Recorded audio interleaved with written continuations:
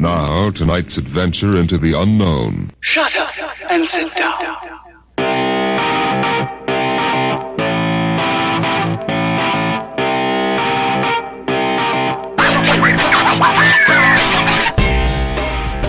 Welcome to Sarge Approved.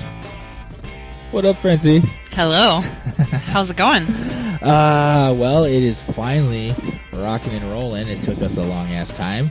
But we are here with our guest this evening. Who we got, Frenzy? Yes, we have a guest. We have Alan Gunner Lindbloom, a.k.a. just Gunner. The Gunner. How's it going?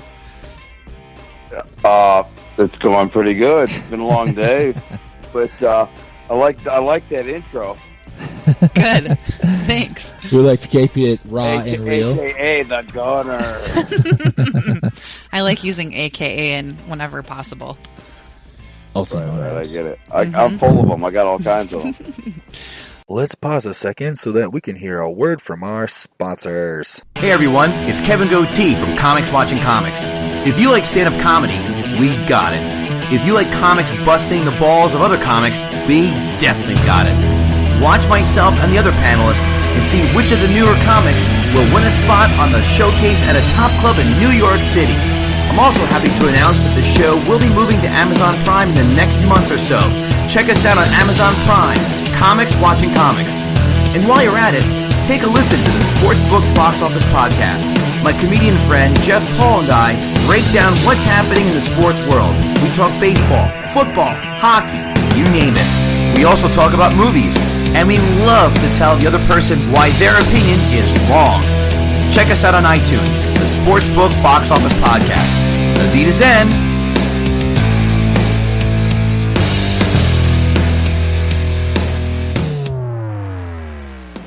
So, where are you coming to us from this evening? I am somewhere in northern Michigan. That's all I can tell you. From Michigan. Places unknown and undisclosable. I like it. I like to keep an element of mystery at all times. Yeah. Are you from Michigan? Where were you born and raised? You can't tell you that. I am from the Detroit area, Detroit, Michigan area. Okay. So Michigan. You know, we got a buddy from Detroit, Mr. Frank Roach. Huh? Give a shout out to Frank Roach. Yeah, comedian Frank Roach. Yeah. Awesome dude. Oh, Frank Roach. Are we cutting an album right now? What's up, man? I'm ready to kick some lyrics. Okay, Lay it down. Lay it down, brother. Let's go. Now it's back on. Ready? I can beatbox if you need me to. Give us some 8 Mile. All right. Real quick. Listen, I lived right near 8 Mile. Yeah? Actually. You ever bump it? Yeah, it's not as legendary as you think. It's basically known for hookers. That's what it's known for in Michigan. That's it. Oh, what a grand thing to be known for. It's like the blue light district instead of the red light district. Yeah. Except why blue? I don't know, because blue is... Because we can't have red light? It's like the ghetto version of the red light district. Then yes, that's exactly what it is. No, I just picked blue because the Detroit Lions have blue in their uniform, so blue seemed like a logical choice. I get where you're going with that. I get it. I see the connection.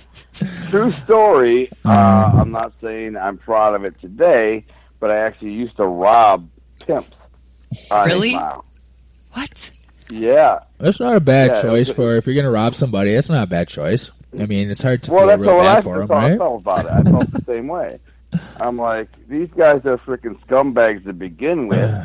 And so I was a kind of a predatory hunter when it came to... I don't know if you know my entire backstory, no. But I have a bit of a backstory in organized crime. Obviously, I mean, one of the reasons I'm on the show is because I'm an author, I assume you've probably heard. Mm-hmm. And what my book is about a Detroit organized crime family, and so anyway, one of the things that I did, I was a pimp hunter because I just didn't like them. I always thought they were scumbags. So there's a lot of various ways I did it, but if I needed money, that was one of the things I did. 8 Mile was my hunting ground. So, 8 Mile was just, the movies, all the rap, the whole thing, known for the border.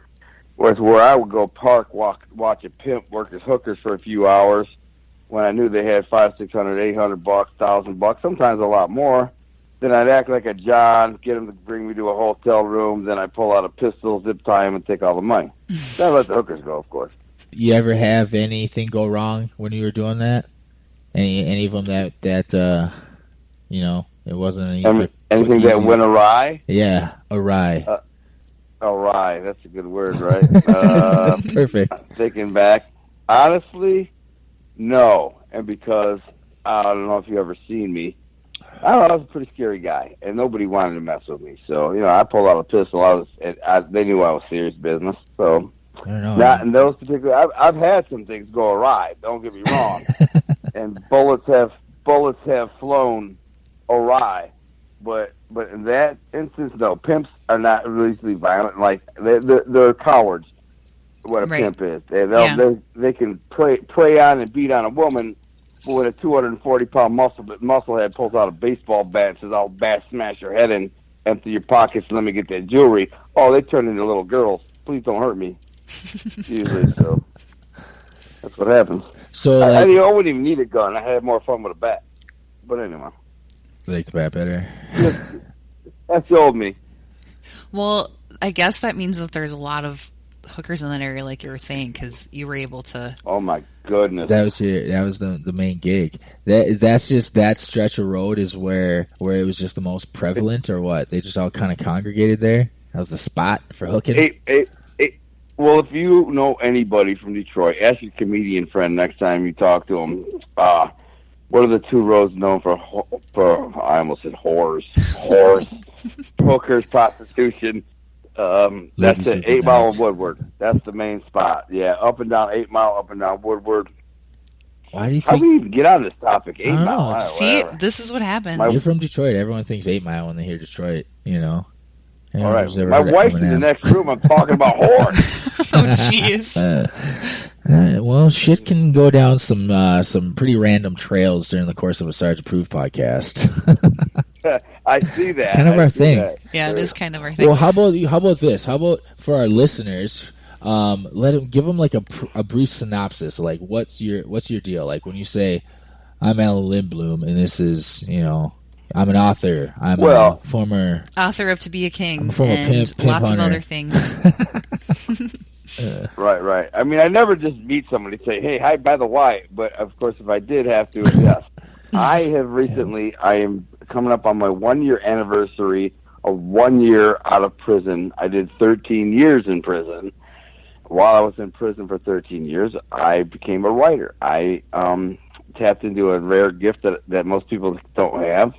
I'm a writer. I wrote 9 novels. And what? While 9? 9, yes. That's awesome. So you were just writing like a motherfucker in there for 13 years. Did you start writing like as soon as you got in there, or about how much of that stint did you spend writing? All of it, basically, all of it for 13 years. Yeah, I mean, and I had a GED going in, but you don't need to be literary to be a great storyteller. You know what I'm saying? Yeah, that's true. However, you don't have to know how to read or write to be a good storyteller. Right. And so, I mean, I knew how to read or write because I like to read, but I had to evolve my talent and learn how to be a writer. I had the stories. I had to learn how to present them. Mm-hmm. So you have nothing but time in prison. You learn how to do that. I did, anyways. A lot of people don't. They want to just get high and they want to get drunk and they want to play cards and they want to play tell war stories on the day room and on the yard and get in gangs. I stayed in my cell and I wrote, and I became a better and better writer every day for years and years and years, and I got to the point where today, I mean, people say I'm a great writer. I'm a great writer, and I have some really incredible books. And since I've been home, I've released 2 books, To Be a King, Volume 1 and 2. And those books are about a Detroit organized crime family, a fiction Detroit organized crime family, and people, critics or viewers and readers are comparing it to the Godfather series, like Mario Puzo. They're like saying this is the next Godfather series. They're saying this is the 2 books that will leave a legacy, like Mario Puzo's books, The Godfather, where, you know what I mean? And so Everybody who reads it, screaming for more. I have almost complete 5-star reviews across the board at Amazon, which is super rare. You can go there and look 100% 5 stars on Volume 2 and like 98% on Volume 1. And everybody loves it. I mean, they're just knocking down the door to it. Everyone's like, this has to be a movie. So the irony is I have a clothing line to go with. Kind of, it was a serendipitous the kind of serendipity that landed in my lap. Yeah. It's because while promoting my book, pre-promoting my book, we had my business partner made a couple sweatshirt hoodies with the cover of my book. And he said, what should I put on the back? And I said, put Detroit Our Thing. Well, the reason I chose to put the words Our Thing, I'm not sure if you're aware, you probably aren't, but the words, have you ever heard of the term La Cosa Nostra? Yeah. Yes. It was that silence for a minute. I was like, I hope they is. Well, La Cosa Nostra is a euphemism for the mafia. Well, the term, those words actually in English mean our thing, Cosa Nostra. So everybody liked it. They're like, I want one of those hoodies. Like, because I marketed the book in a lot of like these mafia fan groups and these mafia pages, and some of them are really big, like thousands and thousands of people. And I also write for one of them called National Crime Syndicate with 200,000 people. And I write this column called The Lindbloom Chronicles at National Crime Syndicate, which does really well. I mean, like I wrote one last week. In the first 24 hours, it got like 12,000 views, which is pretty good. You know, anything 12,000 views in 24 hours. But anyway, they through marketing these sites, I posted some pictures, and everybody's like, "I want one of those things." So me and my partner, I was like, "Hey man, I think we're onto something, man. We could start a clothing line here." So we did. We trademarked the name. We started a website and started selling online. I got us in a store a couple of weeks ago. Our first store in Detroit, in a store called Raising the Bar Detroit, which is a cool store. And they have a portion of the store that's dedicated to Our Thing apparel. Nice. And now, it's pretty cool. And like we have 25 designs, which I designed all myself. We have a Bambino line for the kids. We have a girl like a La Bella Mafia for the girls, the ladies. Yeah, and dude, listen.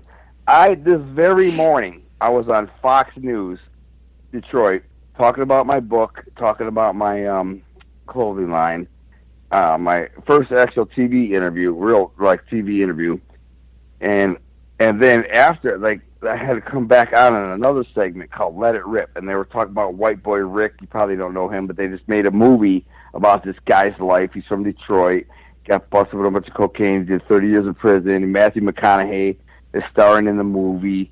Okay. And I was on the panel to talk about this whole thing and all this stuff.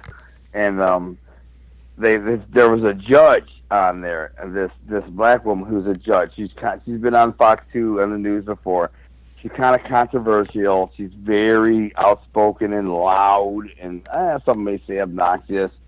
But I basically, now there's a 5-person panel. Now, keep in mind, I'm on parole.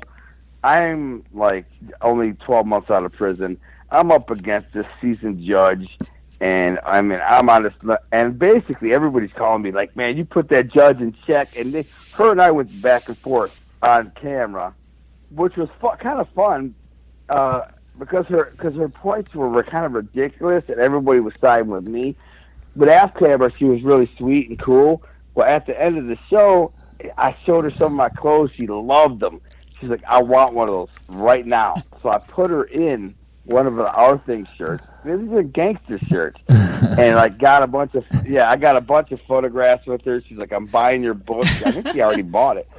She's like, I'm totally supporting you. Yeah. So she's like, it was so funny, man. Afterwards, we did a Facebook Live session for 20 minutes.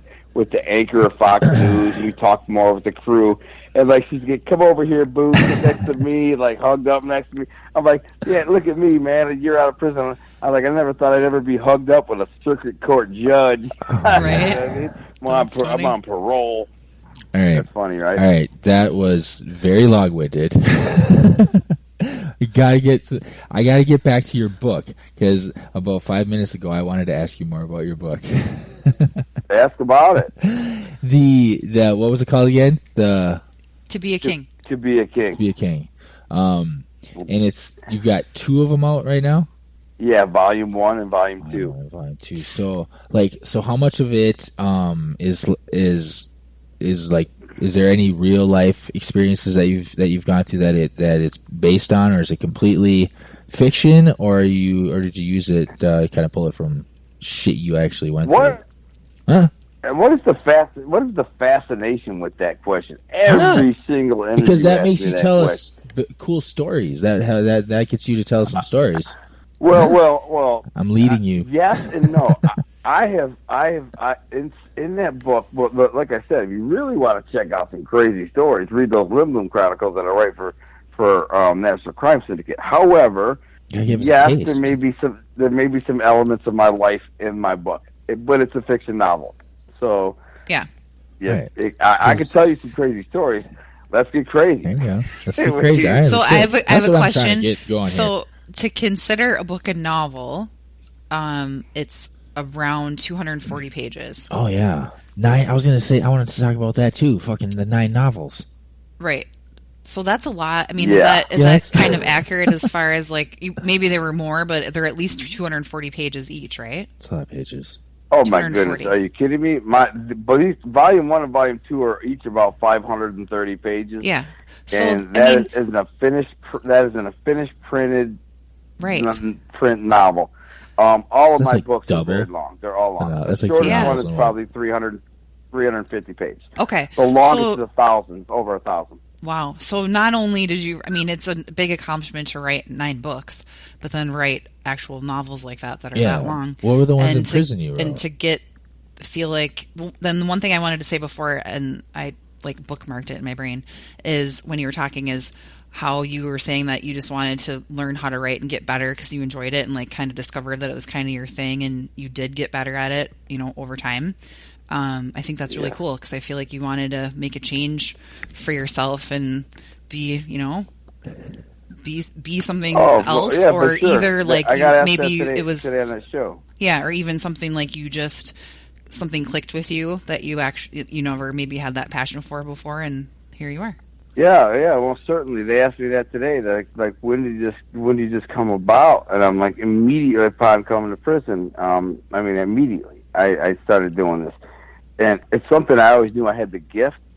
But, when you're running the streets as a criminal, and I was, pretty much a criminal, I'm not going to lie. I moved in some circles of some elements of organized crime where I didn't, I was a straight hustler, but I knew I had that gift.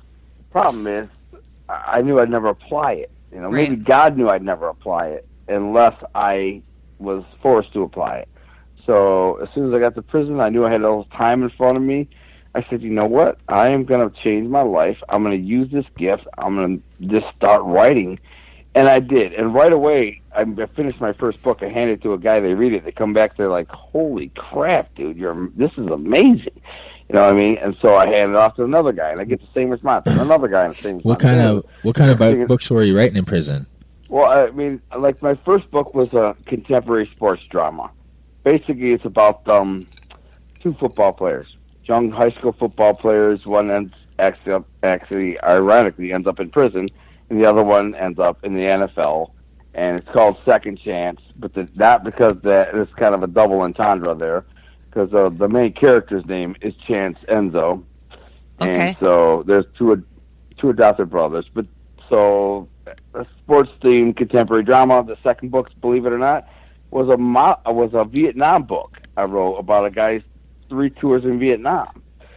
And then I was kind of genre jumped. And then the kind of third book was a romantic comedy almost. And then my fourth book is another like a teen-themed contemporary drama, almost like a MTV movie or something. Did it have vampires in it? What's that? Did it have vampires in it? No, young vampire love. And then I wrote like a Jason Bourne type book, and then the Mafia book. Okay. And on and on and on. Cool. Jeez, it's a lot of fucking writing, man. Well, I love writing. So it was. I kept you sane in there a bit. Yeah. Yeah, it was my mistress. I tell you, it was my great escape and my mistress. Without it, let me tell you, I don't think I'd be here, honestly. Yeah. That's I good. think I probably would have ended up either still in prison for hurting somebody, or somebody would have killed me. One or the other. Either way, I thought without the writing, I don't think I'd be here. Yeah. And God gave me that gift. I'm going to give all the credit and glory where it's due. I believe God gave me the gift. I have no idea, because people ask me all the time, the fans and stuff like that. They're like, how do you do this? How the hell did you do this? And I'm like, I don't know. I can't explain it. I don't know how to tell. I just do it. Mm-hmm. So good for you. The way it is. Yeah. Thank you. I appreciate it. Yeah. So you were saying earlier that because you just got back you were on a bus driving before we got to sit down and chat with you. Oh, yeah. That's kind of, yeah. Was it like a Greyhound bus, or was it like a...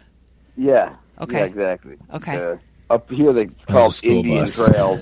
Indian Trails? Okay. Yeah, it's funny. I don't know if they're everywhere. I don't know. It's not like a regular thing, but I got the call that I got the invitation to be on Fox News in the morning show, Sunday morning show. They're down in Detroit, like Friday. I'm like, okay, when? Like next, like it's Sunday. I'm like, okay, cool. And then the following Sunday, like, nope, this Sunday. I'm like, really? Plus, I'm already got to go down there for a big business meeting. I'm meeting with, I can't give the name of it, but I will tell you this. I'm meeting with the manager of one of the biggest names in show business.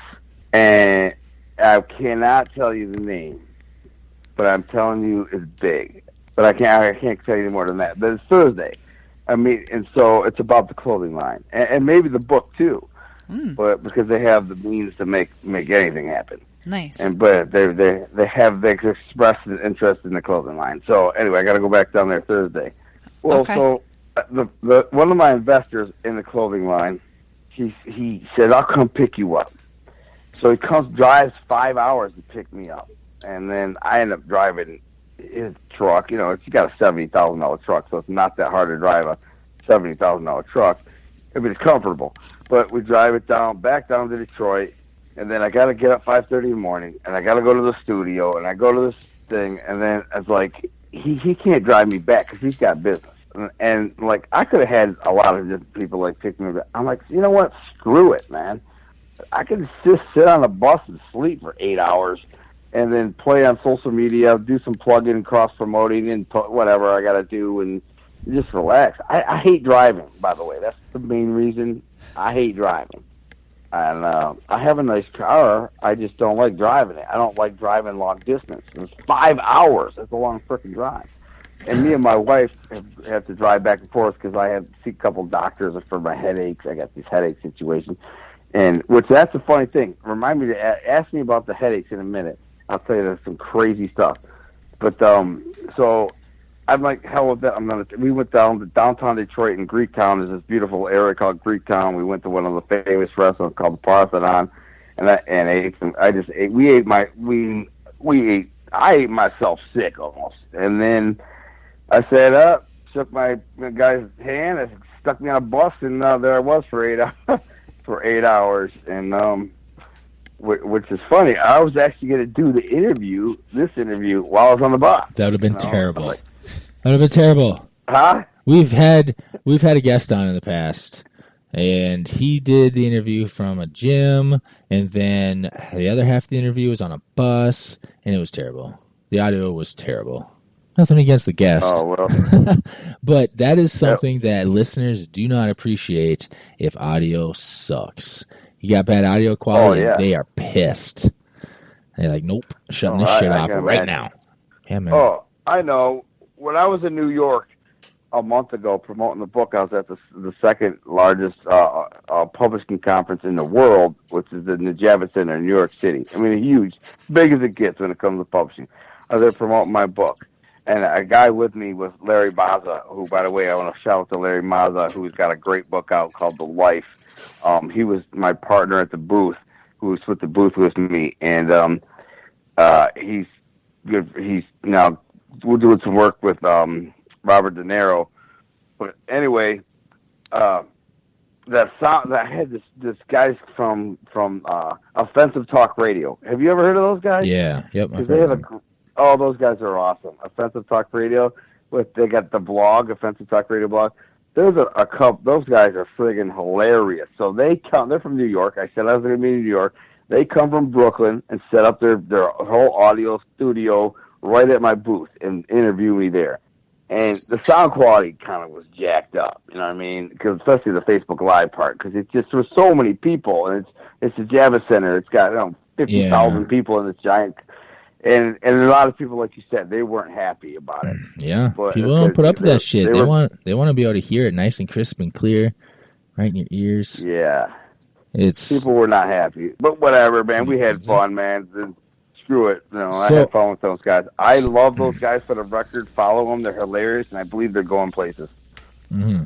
I want to talk more about people. I guarantee our listeners right now are wondering how the hell did Lindbloom get sent to prison? Why did he go to prison? What the fuck did he do? Was it for smashing pimps, doing your pimp hunting shit? What, what was it? Everyone's wondering. I guarantee it. They're like, how the fuck? I think that you do need to get a T-shirt though made that says Pimp Hunter. I'm serious, in like purple. Might as well. Yeah. So how did you Pimp land Hunter. in prison for 13 years? Bring us back. He was. I love that. The sound of that. All right, we were back in the past. This is flashback mode on Sarge Approved.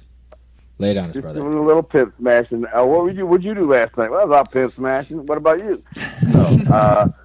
I was in prison for extortion, armed robbery, bank robbery, several weapons violations. I can't even remember all the charges, but there's a few of them. There's a few. few. Sounds like you got off pretty decent 13 years. All those different charges, you'd think that would pile up pretty quick. They pile up quick. Yeah, 17 capital theft charges that carried life. Jeez. What do you do, dude? We need deets. Huh? Well, deets, details. Is that what the kids are saying these days? Deets. Oh, the deets. Deets. Oh, sheesh. You don't want those details. Basically, I ran in some circles of we don't gotta give names. Some bad guys. I got in debt. I had fronted a lot of drugs out to a guy that went bad. Now I owed these guys. Those guys wanted their money. I sound like Vin Diesel, and these guys killed those guys. Those guys killed these guys. Hey, these guys over here. Right. Anyways, it went bad. I don't really like to rehash that episode of my life, but it was a bad. You know what I mean? It was a bad thing. I basically went outside of. Not to mention I was on drugs. There you go. That's because everybody makes bad decisions on drugs. But I went outside of the normal realm of business, I guess, and I did that because I was living beyond my means. Had a nice house, cars, toys, and a bunch of stuff. Not to mention a $2,000 a week habit. So, I needed to start doing crazy stuff to maintain my lifestyle, and it just everything hit. Maybe just kind of collapsed all at once. That wasn't just some weed you were smoking there. $2,000 a week. That was some hard shit. You were doing that stuff to make yourself feel alive because you probably didn't feel very alive a lot. What was it? Cocaine? No, it was heroin and pills. Heroin and pills. Oof. Yeah. But maybe that's why you started doing crazy stuff because you. Well, of course, that's what you do when you're on heroin and pills. And then you get high, and then that doesn't feel good anymore, probably, and then you need to do other things to make yourself feel alive, right? That's usually. Frenzies are on staff of psychiatrists. She's gonna break it down. You say that, but no, it was kind of the opposite effect. I was I didn't want to feel alive. I needed to be numb. I hated the way I was living. I hated my life. I hated the way I was living. I hated my addiction. I hated how I got money. Nothing about my lifestyle I liked, and the drugs made me numb to it. Mm-hmm. So that's and I had a lot of issues, man. I had a lot of issues. People died in my life. My best friend had died I lost a lot of people, family, things like that, and just. So I wanted to be numb. Oh, woe is me. Whatever. I did 13 years in prison. I mean, I don't complain about it. I don't have any regrets. I was just telling that somebody a couple of days ago. I literally have no. Oh, my parole officer actually. I was like, I have no regrets. I regret if I psychologically hurt anybody who didn't deserve it, or hurt anybody who didn't deserve it, because that's a terrible thing. Other than that, everybody lived the last 13 years. All right, and I just happen to live mine in prison to get to where I am today. However, I was on Fox 2 this morning. I got 2 novels out and a clothing line. So, what's the average guy doing? I've only been out of prison a month. I mean, a year. Yeah. So it's all a part of the journey. Yeah. It's all a part of the path that everybody takes, good and bad. Yeah, everyone has their own journey, and some of them can be quite mundane. Some can be quite chaotic. Some can be somewhere in the middle. Yeah. How would you classify mine? I mean, that's the 13 years of prison. Pretty chaotic, man. Because I got to say, what is that? Is that chaos? I mean, because I see a lot of it's mundane, day to day in prison. You can go in prison, weeks and months where it's mundane, and then it's absolute chaos when all hell breaks loose, and then it's scary. I'm not gonna lie. How'd you find a way to stay out of all the negative shit that you can get caught up in prison? Like gangs and just fights or just anything besides just keeping yourself. Well, writing obviously was one of the things that I did. But I mean, in prison, there's a couple things that you got going for you. Like most people are scared of people. Well, let's say if you walked the yard by yourself, and I did, meaning I didn't have a gang. I did my own thing. I walked the yard, by myself, and worked out most of the time by myself. People look at a guy like that and see there's either 2 things with that guy. He's either a badass or he's crazy. And I was a little of both, I guess. So I'm probably considered both. I'm not saying I'm like bonkers crazy, but people knew, you want to go that way, you're going to get in trouble. And then the other thing is, people knew me from the street. There's always a few people in each prison who knew me or knew of me from the street. Right. And those people had plenty of stories to tell. That's the guy who would freaking, they'd walk in a room with a whole bar with a baseball bat and just start cracking people's heads if that was the way it had to go. So when that story gets around, they're like, maybe leave him alone. It's a predatory environment. They prey on the weak. I wasn't one of the weak, Yeah. Just minding your own business, staying out of anyone else's bullshit, I'm assuming. Yeah, exactly. I didn't do drugs in prison. I didn't drink. I didn't gamble. I didn't do none of that. Isn't that I crazy? Just worked out and I wrote. How easy it is to get shit inside prisons, even to this day. Like how? Oh, it's easy. It's. I mean, there's got to be like some of the correction officers that are usually involved in shit like that for that to ever work. Usually or always. Has to, right? Like every time, right? Right? Even go ahead. The CO's bringing it in. Yeah. Yeah, because there's no other way. If they're actually screening shit, yeah, I'm sure. But think about it too. Like, there's guys in there that are legitimately probably crazy, and if they can give them a few cigarettes for them to like sell between people, or who knows, it's probably way tougher now. And I have no idea because I've never been to prison, so I feel like I shouldn't be talking about it. But psychologically, I'm thinking. I've seen a lot of movies, though. Right? I'm thinking that if you can keep, there's always going to be maybe those 1 to 5 that are, will just do something fucking fucked up, so they're like, okay, let's just keep him happy. I think I've heard a lot of prisons these days don't allow smoking at all anymore. Smoke free. Well, I'm not saying it has to be cigarettes. It could be whatever. It could be Tic Tacs. I don't right? know. Have you heard that? I don't know. No, I haven't. Well, let me tell you, Melissa. No, they're not bringing in smoke to tame the crazies. So that's just based on every prison movie I've ever watched. Right? What kind of prison movie have you watched? Shawshank Redemption. It's not Shawshank Redemption. He starts a riot every week. Give him some cigarettes. The guy didn't have a pet mouse. He didn't breathe. Butterflies. They didn't have a chain gang and have a hard-boiled egg eating contest either. No. But like in cigarettes aren't allowed. Yeah, there's no drug, but there's plenty of drugs if you want them. They're there. Alcohol. They make prison alcohol called spud juice. Yeah. And that's just, Out of potatoes. They can make that stuff out of crazy, like out of anything, any ketchup, Zucchini. sugar. It's just the different recipes are disgusting. I never tasted it. I never would. It's like, yo, man, give me that tube of toothpaste and that How's tomato over there. I'll make you some fucking wine. How's the regular food like? So you obviously got like 3 square meals a day, right? I want to know about the food. I love Sarge's prison voice, though. Say, man, let me get that tomato. Are you a prisoner right now? Yeah, I was a prisoner. Okay. Gotcha. I was a prisoner making toilet wine. Say, man, give me that tomato. Give me that tomato and that toothpaste. I don't know who I'm copying here, but I don't know. I feel like you're not white though. Why like a 1970 like black exploitation movie he saw. Say, blood, you got a tomato. Oh, that's awesome. Yeah.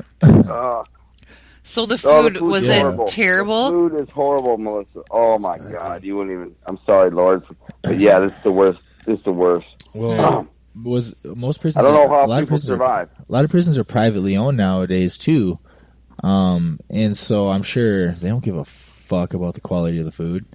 It's got to be. I mean, I'm sure that when it wasn't privately owned, I'm sure the food wasn't a whole lot better, but I bet you it was a little better. I would assume, at least, making assumptions over here, but. Yeah, no, you're right. Actually, you're right. Yeah, it's all when they're privately owned. They try to save a buck. They did the private food service here, and it didn't work in Michigan because all those private workers were just started smuggling drugs in. Right. Because you pay somebody who works in a prison $8-9 an hour, and an inmate goes, "Hey, bro, you want to make an extra $2,000 a week? Hey, my girl's gonna bring you this little package, sneak it into your in your underwear." And just pass it off to my dog who works in the kitchen, and I'll send you a money order once a week for $2,000. They're like, "Oh, okay." I might try to get some decent food smuggled in. Oh, jeez. Instead of drugs. So you obviously were thinking about like what you first wanted to like eat and drink when you got released, which was July 26th last year, right? Is that the date? July 27th. But yeah, 27th. You're good, okay, huh? okay, I was close. So what were you like, I'm going to go, like, take me here to go eat this? Or did your wife make you something special when you got home? Or, like, my wife hooked me up. Well, my boys actually came and got me at the prison. This is a cool story. My boys, because I was in a prison, like, right outside of Detroit. And my boys came and got me. And one of my friends, who I no longer really talk to, but he picked me up in a Hellcat, one of those cars, the Hellcat. And, like, I haven't been out of prison. I hadn't been out in 90 seconds, and I'm in a car doing 110 down I-94, which is insane. Like, you pulled over? Yeah. I had vertigo, man. I thought I was going to puke and die. I made him slow down. So they took me to breakfast at Bob Evans, and, like, they had, like, a gift bag for me, and they gave me an iPhone my wife had for me, and a bunch of little gifts and stuff, and then Facebook Live, a bunch of stuff, and then I had a nice steak and egg breakfast. But then I jumped in the car and with my boys, and they drove me 5 hours north to where I lived to my wife, who had cooked me a feast, which is whatever I wanted, which was a turkey. I wanted a whole turkey and oxtails. I don't know if you ever had oxtails. No, I haven't. They're amazing. Yeah? Oh, my God, you're kidding me. Are they gamey? You're kidding me. Gamey, or are they... No, they're amazing. Imagine the best beef you've ever had in your life. Multiply it by 10, really? And you'll have oxtails. I'm telling you. There's a reason why they're served in gourmet restaurants all over the world. They're incredible. Trust me. All right, cool. So, and then I had asparagus, a big salad, pecan pie, and cheesecake, and that was my first meal home. Was right there. And my wife cooked all day. It was like 95 degrees. Uh-huh. She had a turkey cooking and oxtails. Awesome. She didn't care. That's awesome. Yeah, and and then when I got home to my new home, I told my boys, just give me, stay out front, give me 5 minutes. I want to have 5 minutes alone with my fiance. Because we got married the next day. We got married the day after I got out. Yes. And it was, one of those moments where I just wanted that to be for us. And then I invited my boys back on the deck, and then it was kind of emotional. We were all kind of teared up and had dinner, and it started my life. Jeez, that's awesome. What a roller coaster of a day. 2 days. Like going from waking up in prison to your home with your fiance and going to marry her the next day, hanging out with your best buds. That's really cool. Eating like the best meal ever. Yeah, I know, eating nothing. And I hadn't slept in like a week because I wasn't sure they're going to let me out. It's just a long story, but I wasn't sure they were going to let me out. So, like, I was so stressed out, and I didn't sleep for like a week. And by the way, I also got baptized that same day I got out. So literally, I got married at the courthouse. When I left the courthouse, and I live in a tiny little town, across the town, but I work out. I'm athletic. And so my cousin is a bodybuilder. We look across the street. There's a gym. I never even thought there was going to be a gym. I thought I'd have to have my own gym. And there's a beautiful little gym. So they walk across the street, and they pay for a membership for like 3 months, and they hook me up with a membership. And then we drive down to this private beach along Lake Huron in northern Michigan. And my cousin baptizes me and my wife in Lake Huron. So it was pretty cool. It was a very emotional day. Even the wedding was actually really funny because my wife wrote the vows, and the woman clerk, they were just the two witnesses. The woman clerk read the vows, and I was kind of choked up, like teary-eyed naturally, and my wife was a little bit. But I looked at my boys, and they're both like bawling. And I'm not going to say their names, but I think it's funny. Not funny, but I mean, it's like, so at the end, like the woman clerk goes, and it's funny that the two women in the room were the only two women, people in the room that weren't crying, you know, the big tough guys, you know. It was funny. Cute. Big tough guys. Yeah. Mm-hmm. Well, I'm super happy that you have gotten to the point that you're at. That's great. Yeah. You too, Melissa. I'm thankful that I'm glad to be home, glad to be out, and I do. Oh, that's the thing. My life is not of that, dude. I live up here for a reason. I do a lot of crazy stuff. Like I'm always fishing and four-wheeling, and I do a lot of fishing, like crazy fishing adventures. Not your average. Like I fish for giant king salmon in these little rivers when they come in. The rivers will spawn. Mm-hmm. And that's insane. I got videos of this stuff of me just like ripping down the river, chasing after these huge, 35, 40-pound fish, or I'm breaking brush trying to crash through these little tiny into these little brooks for trout fishing. That's why I live up here. I came up here because that's what I always dreamed about. All those years in prison, what I dreamed about was that, you know what I mean? And not necessarily like fortune and fame or anything like that. I just dreamed about being alone up in the woods with my wife and fishing in the quiet, you know. Did you have someone in your life that taught you how to fish, or was it something that you just kind of decided that you? No, my dad. Your dad. Okay. No, I grew up. Yeah, I grew up fishing. I grew up on Lake St. Clair. This is a big lake right in Detroit, and I fished all the time. I'm a big fisherman, so nice. My passion. Cool. Mm-hmm. What about you, Sarge? You like to fish? Nah, I'm not. I don't even like eating fish. I don't like any seafood. What? Yeah, I know. I don't like anything that comes out of the water. I'm just weird like that. I've tried it all. You know, I'm not just hating them. Yeah, unless it's like unless it's a swimsuit edition. Yeah, no, I don't want to eat that either. You didn't get it. No, I get it. But like, you know, I'll eat fish. I've eaten fish. I've eaten all. I'll go to, if somebody invites me to a fish fry, I'll go there and I'll try some fish. You've tried pan fish. I've tried all of it, but I'll never go to a restaurant and ask for seafood, any kind of seafood off the menu. You know what I mean? I don't have any desire to eat it. I don't seek it out. Sorry, man. Oh, man, hey, no more power to you, man. It's more fish for me in the world. Yeah. But catching them is more fun than eating them. I fished and stuff all growing up, but just, as an adult, no reason to go fishing. Well, you're in Minnesota. I mean, it's like, isn't there tons of good fishing over there? Oh, yeah, we have like 11,000 lakes. I'll still go fishing, but if we go fishing together, I'm going to give you whatever I catch because I'm not going to eat it. So it's still fun. Or just let it go. That's true. Release it. After I fucked up its face with a hook, I ran a hook through its fucking have to try not to mouth. do that. Like, oh, sorry about that. I'm going to put you back into your world now. If you set the hook the right way, you like that? If you set the hook usually the right way, that won't happen. Really? Sometimes you have to get the Is pliers he always this dramatic? I don't know. Not usually. I think it's because I fish and he doesn't. Think about that shit, I ripped this fish's face off with a hook.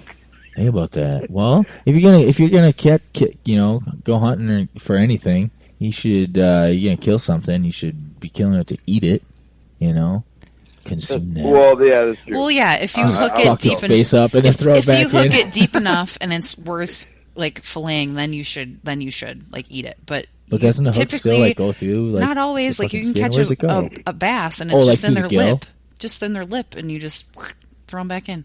They go pretty quick from that. It's usually if you don't set the hook at the right time, that's when they swallow it. What if you don't? Well, then that happens. But I can't usually remember. you can let them go like 90% of the time, probably even more than that. I can't remember who the comedian was. Who had some kind of bit where they were talking about how, imagining if like the same kind of shit that happens to a fish when they get caught by a fisherman, like imagine if something like that happened in America or to a human, or how this fish is thinking if they could talk to their other fish friends. Like all of a sudden they're just swimming along, and they see some food and they go and take a bite of that food, and all of a sudden they get ripped up out of their whole fucking universe into this whole world that they've never experienced before. Like, there was no water, I couldn't breathe, and there's these giant pink things, and they were fucking with me, and then they just threw me back in, Oh yeah, that'd be weird. What the hell are you? Right? Leave me It's alone. touching me. Why can't I breathe? I'm in some weird net Can't thing. breathe. Oh my god! It's just like when you get those people who say they've been abducted by aliens, right? Like this alien came and brought me up into their spacecraft and shit. That's like an abduction for a fish. It's a UFO abduction. Maybe that's what fish. alien abductions are. There's like, what if that is what it is though? There's cosmic aliens up there fishermen. fishing for humans. And Yeah. they're like There's like snagging us up into fucking their space fishermen. Got one. You know what I like about What? fishing Good job. is most of the time fishing deep, is dude. very frustrating because sometimes you don't catch anything. You'll go maybe like spend a couple hours. And you won't Whoa! get- I gotta stop you right there, Melissa. I always catch. I'm just saying. First 2 right, minutes continue. every fucking time. I catch a shark, and then I catch a whale, and then I catch like 14 stingrays.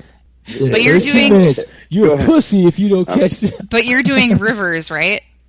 How do you catch all that? I fish. Yes. You just Rivers, land, lakes lakes. are That's well, impressive. okay. So every time you've gone out on a lake, you've caught a fish every time. Yes. Okay. And let me tell you why.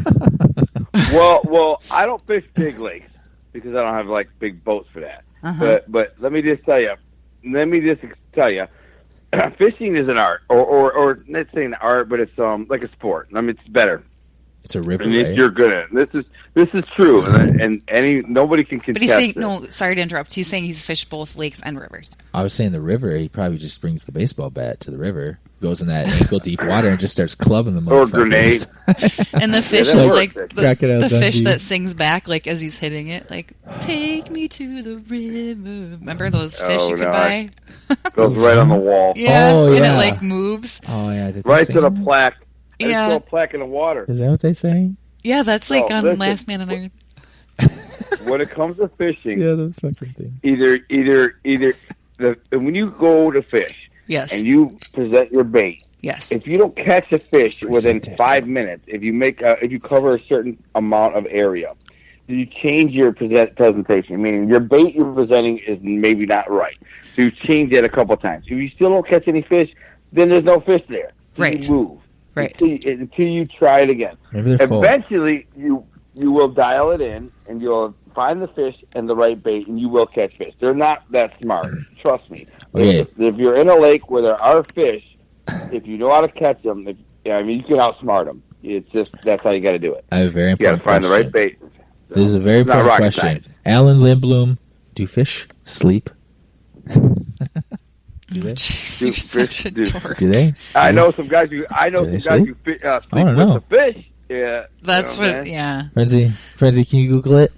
Come on. What do fish sleep? Yeah. Do we know? Does any one of us know definitively? I mean, come on. People have been asking it for how long, but has anyone ever answered it? What about Hoffa? No, do fish sleep? Oh, I thought you. They can. Oh, if you know All where right, Hoffa is, yeah, that'd be cool. Hoffa's down there Is sleeping he? with the fish. You think so? Regular fish can sleep anytime during the day or night, and fish do sleep with their eyes open because they don't have eyelids, Holy shit. except for some sharks do. Damn, that's creepy. I Fish are mean, aliens. what is she? What is she? A marine biologist? How do you know? Yeah, that? she's our investigative reporter. They sleep. Who are This is you? groundbreaking. I'm a superhero. That's I wish creepy. I was a superhero. I know, right? Fish are You fucking are. aliens. You're a brainiac. If you've ever brainiac. seen a nature documentary about shit that lives under the water, there's some creepy alien fucking things living underneath the water. Oh, man. And you guys are eating aliens. wife- That's what you're eating. I'm gonna send you, Alan. So I'm gonna gross. My send wife you won't a even get in link. the water. There's some creepy shit. There's this. There's. I gotta send you the link, like after the episode.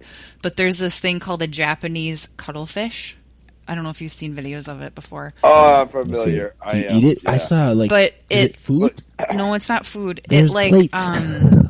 it basically is this like little fish, and I'm getting the name wrong. Which one's that? It's this fish that it creates like this huge, beautiful like diorama in the sand Oh, to like yeah. attract mates. Yeah, I know. And what it you're like talking digs and stuff, and like does it for like spends like months on it. And it's just like this sure it's- tiny. I don't know if it's a cuttlefish. I can't remember. I thought it was. Yeah, Let me do some more There's like investigating of the name. intricate like design in the sand on the bottom of the seafloor. It's like this. Their And it's a mating mating. ritual. It's a mating thing. Yeah. But it's like this. Yeah. yeah, Oh, yeah. sorry. It's not that. It's not a cuttlefish. It's a pufferfish. Japanese pufferfish. What? Really? Yeah. That thing? Yeah, it looks like something you would see in a fucking kaleidoscope.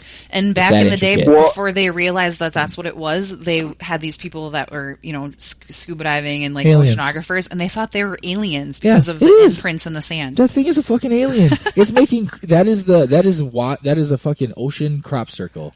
That's what it is. So I'll send it to you so you equivalent can of a look at crop it. You and your wife can look at it later, but it's crazy. You're like, Well, what? I can't. My wife Aliens. won't get in any water because of those. What you're saying right now, creatures. Like she won't get in water. She'll obviously shower. But what I'm saying is, she won't get in a river, lake, or There's sharks in stream the shower. because of those monster alien creatures that you speak of. Yeah. She has nightmares about those. There's shit down there. Yeah. I just want to catch them. Yeah, there's a lot of them, but there's a lot that we don't even know that exists. Like those giant, like there's supposedly those huge giant squids No, they're real. that are Yeah. like the size of Oh, like they're a there. semi truck. Yeah, totally Yeah, there. they're there. Well, there's the ocean's They- so deep they've that we proven can't it. we can't get down to the very bottom of some of the deepest depths of the ocean. There's shit down there that they don't even know exists yet. They're discovering Yeah, shit and every the day. Mariana Trench. The Mariana Trench, what Yeah. they call the Challenger Deep, is where there's all How kinds deep? of those really creepy creatures. How deep? Fish that like they look like Too deep. they look like the stuff that like remember the not aliens, yeah, aliens, Aliens, the yeah. stuff. Maybe Science they fiction look stuff. at that stuff. I know. Totally like that stuff. That's crazy. Weird. Yeah, But the thing is, that movie was. Listen to this. That movie was made long before that they ever conquered the Mariana Trench. Long before. Actually, what's the guy who did the Titanic? What's his name? Leonardo the DiCaprio, director. James Cameron, No, the director. James Cameron. James Cameron. Dave Cameron actually is one of the guys who's actually been to the bottom of the Mariana Trench because yeah. he's got all that money. And Yeah. so they go down there and they got cameras and they can look around at all these freakish things down there. And believe it or not, but they made that weird alien in that movie long before. And then lo and behold, they get down there holy crap, the things that we made 20 years ago really exist on the bottom of this freaking ocean. That alien that thing for from weird? the movie actually existed. It used to be a real creature that lived in the ocean, and it just fuck with people. It would come Okay. up every once in a while and Yeah. terrorize a spaceship. Uh-huh. with Sigourney Weaver. Just constantly fucking with Sigourney Yeah. Weaver. It's actually Ripley. Duh. Yeah. It came up just to mess with Sigourney. It just came back not that long ago, a few years ago. Uh-huh. Fuck her, just keeps coming back. She just can't catch a break. Poor Sigourney. All right. She was just casting for a movie and boom, Boom. came back. Boom. Boom. She can't beat aliens. Nope. Shit. That's awesome. It's about time to wrap this thing up. We're about to turn to a Yeah, you need to go eat your dinner. What are you having tonight? Chicken salad? My wife made a bomb Ouch. diggity chicken salad. And yes, I What said does she bomb put in it? diggity. What? Does she put? Oh, is it chicken. grapes or does she put? ew, gross. Sometimes people put grapes in No, it, like shouldn't. cashews. Thank you, Sarge. I could Well, do I cashews. don't. No I'm not grapes saying in that. I do. I know.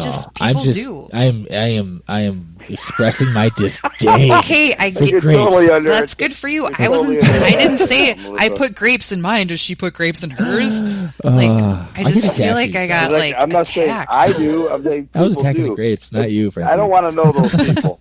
Right? Whoever it is. Or pineapple on If pizza. you put grapes in your salad, I do not. I don't want to be friends with you. I would know, never. It doesn't belong. I would never. I'm The just only saying, you don't salad grapes belong in is fruit salad. Meat and fruit doesn't. It's Right, not supposed to thank put you. meat and fruit together. It's Right. stupid.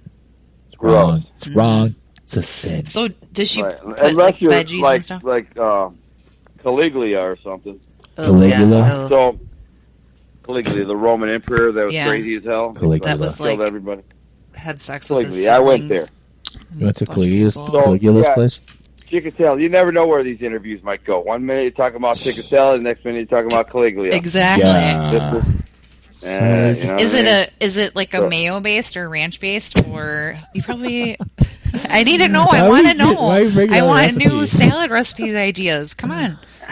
You can email Well, us. let's find out. I'm in the bedroom, man, laying on the bed. But let's find out. My wife's in the other room. Yeah, I want to know. Just Honey. like a quick synopsis. They want to know what kind of chicken salad you got going on No, here. Sarge doesn't care. Just eat. What's the dressing?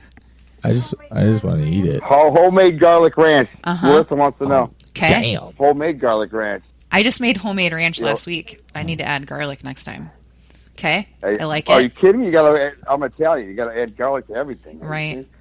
And you can never have enough. I wish you could see this salad. Are you kidding me? It looks like it's like in this giant bowl.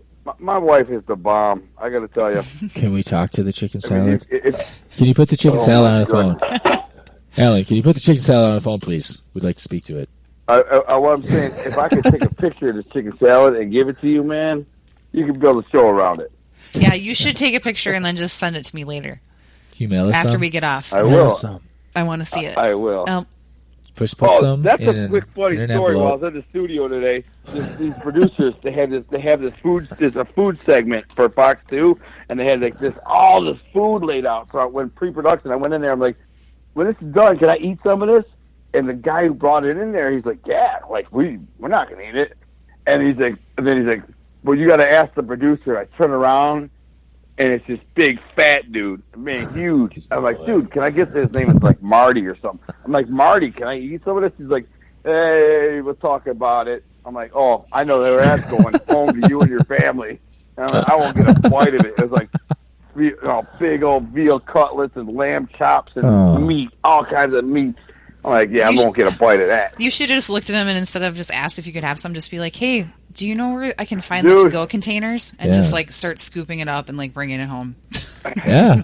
Why Dude, not? I almost went gangster and grabbed me some. I'm not going to lie. Like, I was like, dude, Marty, I'm grabbing a couple of these pork chops right Marty. now. What are you going to do? Right? But then I got to see if thinking, Marty's if I ever ready to want get to squirrely. if I ever want to get back on the show, I if I ever know. want to get back on Fox 2, I probably shouldn't just randomly grab some handful of pork chop and run.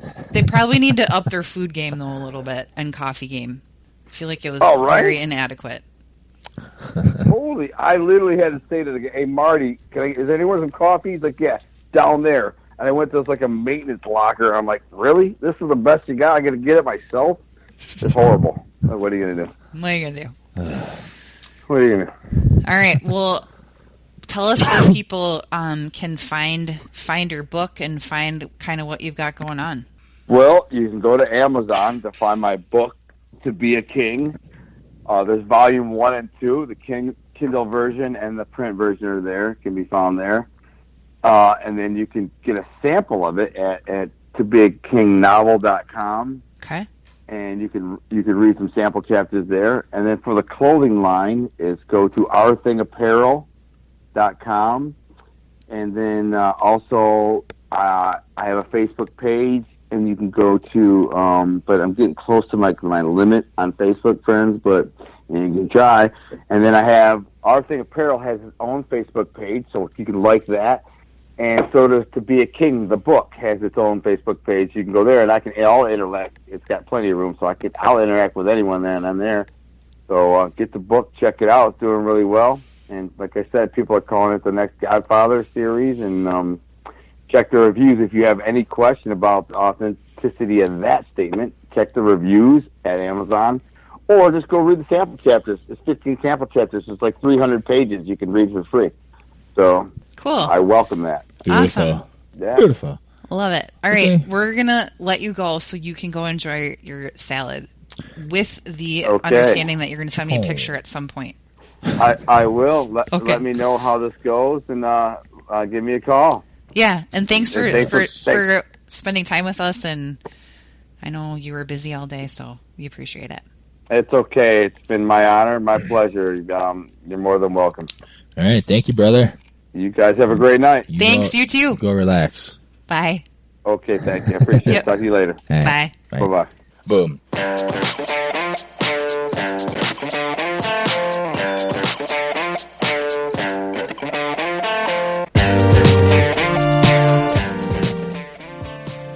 Frenzy. You know what time it is? Outro time. For the outro. What? Ah, yes. 'Tis the time. That was our guest, Alan Gunnar Lindbloom.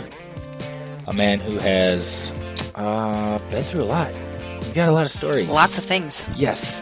But a man who has persevered from quite a sketchy past to doing some pretty damn good things. Absolutely. And it's impressive. And it's inspirational. And it's good to hear people like that are out there and they're putting all the crap in their past behind them and moving forward. They're doing all the things to be positive. All the things. Yeah. Yes, every damn one of them. I like that. So, yeah, that was fun. We had a great time with him. Yeah. Thanks again, Ellen. Yes. We should probably talk about our sponsors, huh? Yeah, we probably should.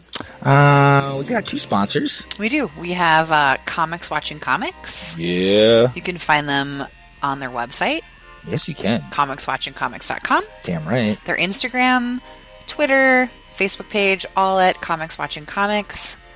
It's basically the funniest stuff ever. Go check them out. They're coming soon to Amazon Prime in the next month. Yes. Check them out. Beautiful Amazon Prime.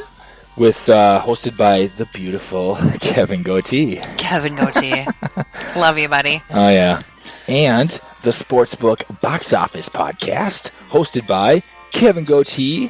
And Jeffrey Paul. 2 New York City veteran comics who talk about sports and movies. And they make it fun. Yeah. Go check them out. Where can you find that podcast at? You can find that podcast on iTunes. Damn right you can. Spreaker. Podomatic. Yes. You can check them out on Instagram. Also their Facebook page. Check them out. Listen to it. It. Love it. Seriously, right now, go do it.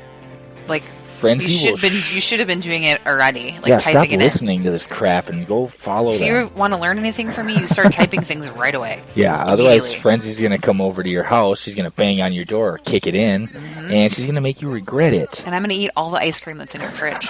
So, watch out. Oh, man. Okay. The Sarge Approved podcast has some upcoming shows. The next episode you can look forward to is Tony Pike. Yes. A survivalist, a outdoorsy type dude. They like to be called outdoorsy, I guess. They don't like to be called survival experts. Yeah, avid campers. Yeah. Or, And he's friends with a lot of our Alone Show friends, like Mike Lowe and Nicole Appelian. Alan Kay, Tracy Wilson, all those good people. Yeah, they're awesome people. Those are like some of the best people that we have ever met because they're just so genuine and Like, sweet. Literally salt of the earth people. Yes. Like the best ever. Like if you were to lick one of them, they would taste like salt. Yeah, they would. They're super salty in a good way. Yeah. Awkward. And then coming up in August, we have an international guest. I think it's our first one, right? Yeah. Who we got? We got Muggsy. He is a rapper / musician from Australia. Yeah. And this is going to be our first time having a guest on that's in a different time zone. He's going to be 15 hours ahead of us. He's going to be in the future. So, yeah, in the future. So he's going to be able to tell us how the episode went before we even record with him. Exactly. It's going to be creepy. Yeah, I love it. And then look forward to also in August, we're going to be on the Frickin' Showdown podcast with Vic Miller, Corey Miller, Bradley Scott. We love those bastards. All those dudes. Love them all. And I know Frenzy and Corey Miller are not looking forward to it, But the movie that we're going to be reviewing with them is Highlander, which is starring none other than Christopher Lambert. And if you've listened to some of our past episodes or some of the Showdown's past episodes, creepy Christopher Lambert from their Mortal Kombat episode is going to be coming out when we're on the show. Corey and I are gonna hate it, and we're gonna come up with our own creepy, annoying. You think voice. so? Absolutely. I don't know if you can beat it. No, I'm gonna call him, and we're gonna figure it out, and we're gonna have a competition of creepy voices. But me and Bradley are Thorford, and you mere mortals cannot compare to our creepy voices. You guys are not only creepy, but you're huge nerds. There's gonna be a battle. Nerd alert! There will be a battle of the creepy Christopher Lamberts on that episode, so look forward to that shit. Yeah, you guys, be sure to listen to that. It's going to be extra creepy. And we're going to use our lightning bolts to subdue you. Okay. I already hate it. I love it. It's addicting. I'm a junkie. All right. Help me, please. Help me. Let's pull this ship into the shore. Are you ready? Mm-hmm. All right, it's done. We are going to play this episode out with a song by one of our favorites, Culla. Love you. With a little song called Who Am I? Mm-hmm. Thanks for listening. Thanks, you guys. Bye. Later, fuckers. Who am I? Who was I? Who can I be tomorrow? On the road of life, a light shines down and paves the way for me. A ways to go, some ways to go. I can only be the man I'm supposed to be. But most of all, I'm the ghost of love. Ooh. I slowly fall right down to get back up again. Who am I? Who was I? Who can I be tomorrow? Oh, yeah. On the road of life, a light shines down and paves the way for me. A ways to go, some days to go. But I can only be the man I'm supposed to be. It's me.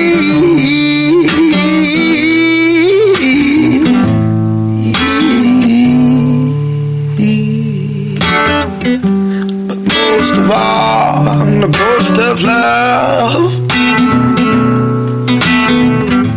I slowly fall down to get back up again.